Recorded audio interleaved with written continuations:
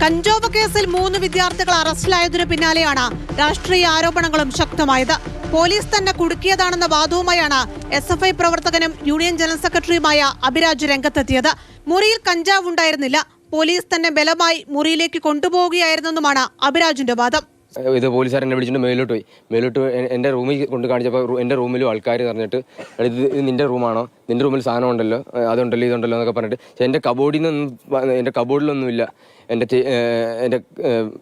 ഷർട്ടിലൊന്നുമില്ല, എൻ്റെ പാൻറ്റിലൊന്നുമില്ല. ഞാൻ ഇവിടെ കയറി വന്നു, എൻ്റെ ദേഹം പരിശോധിച്ചു, എൻ്റെ ദേഹത്തൊന്നുമില്ല, ഞാനൊന്നും ഉപയോഗിച്ചിട്ടുമില്ല.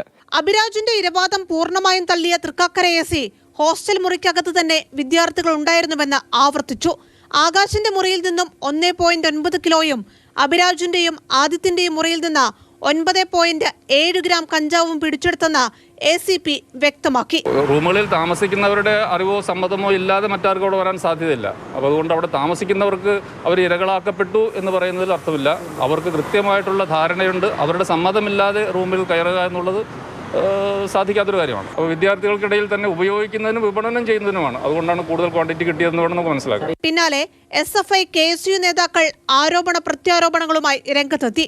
SFI പ്രവർത്തകന്റെ മുറിയിൽ നിന്ന് കഞ്ചാവ് പിടിച്ചെടുത്തത് ജാഗ്രത കുറവെന്ന് തുറന്നു സമ്മതിച്ച SFI സംസ്ഥാന സെക്രട്ടറി ആകട്ടെ KSUവിനെതിരെ ആരോപണം ഉന്നയിച്ചു. ഇതിന്റെ പൂർണ്ണമായും ഉത്തരവാദിത്വം SFI ആണ് എന്ന് വരുത്തി തീർക്കാനാണ് കേരളത്തിൽ പ്രത്യേകിച്ച് മാധ്യമങ്ങളും അതോടൊപ്പം തന്നെ പ്രതിപക്ഷ നേതാവും KPCC പ്രസിഡന്റും ശ്രദ്ധിച്ചിട്ടുള്ളത്. KSU പ്രവർത്തകന്റെ കയ്യിൽ നിന്ന് പിടികൂടിയ 2 കിലോ, അതിനെക്കുറിച്ച് നിങ്ങൾ KSUക്കാരോട് ചോദിച്ചാൽ മതി. SFIയിൽപ്പെട്ട ഒരാൾക്ക് പോലും ഇതുമായി ബന്ധപ്പെട്ട് യാതൊരു വിധത്തിലുള്ള ബന്ധം ഉണ്ടാകാൻ പാടില്ല. അങ്ങനെയുള്ള ആളുകൾക്കുള്ള സംഘടനയല്ല SFI. അറസ്റ്റിലായവർ KSU പ്രവർത്തകരാണെന്ന് ഇതുവരെ പോലീസ് കണ്ടെത്തിയിട്ടില്ലെന്നും കുറ്റക്കാരുണ്ടെങ്കിൽ സംരക്ഷിക്കില്ലെന്നുമായിരുന്നു KSU സംസ്ഥാന സെക്രട്ടറിയുടെ മറുപടി.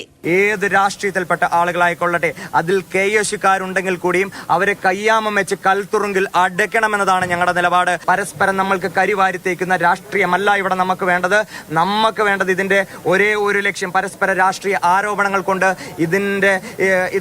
ഇതിൽ നേതൃത്വം കൊടുക്കുന്ന ആളുകൾ രക്ഷപ്പെടാൻ പാടില്ല. പോലീസിനെ കണ്ടപ്പോൾ KSU പ്രവർത്തകർ ഓടി രക്ഷപ്പെട്ടെന്ന SFIയുടെ വാദം ആദിലും അനന്തവും തള്ളി. ജോലി ആവശ്യങ്ങൾക്കായി തങ്ങൾ ഹോസ്റ്റലിന് പുറത്തായിരുന്നുവെന്നാണ് ഇരുവരുടെയും വാദം.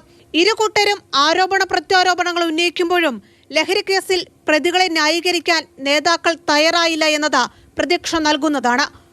മാതൃഭൂമി ന്യൂസ്, കൊച്ചി.